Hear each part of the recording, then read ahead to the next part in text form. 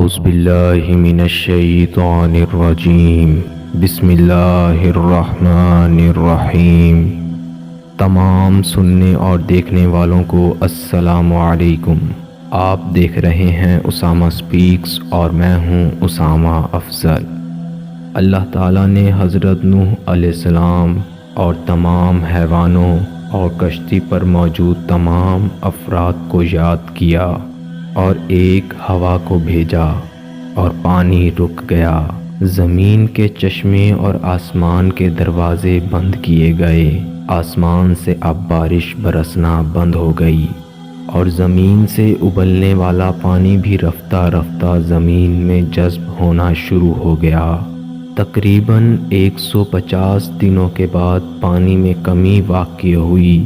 7ویں مہینے کی 17ویں تاریخ کو حضرت نوح علیہ السلام کی کشتی جودی نامی پہاڑ پر رک گئی اور 10ویں مہینے تک پانی کم ہوتا رہا، یہاں تک کہ اس مہینے کی پہلی دہائی کے دوران پہاڑوں کی چوٹیاں پانی سے نمودار ہونے لگیں۔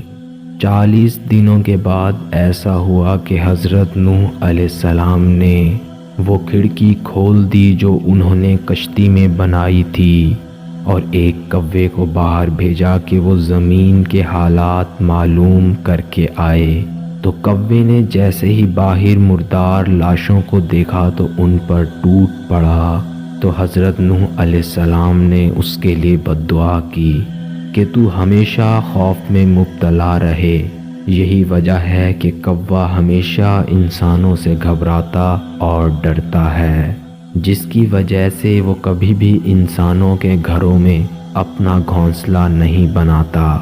پھر حضرت نوح علیہ السلام نے کبوتر کو خبر لینے کے لیے بھیجا تو وہ اپنی چونچ میں زیتون کا ایک پتا اور پاؤں میں کیچڑ لایا۔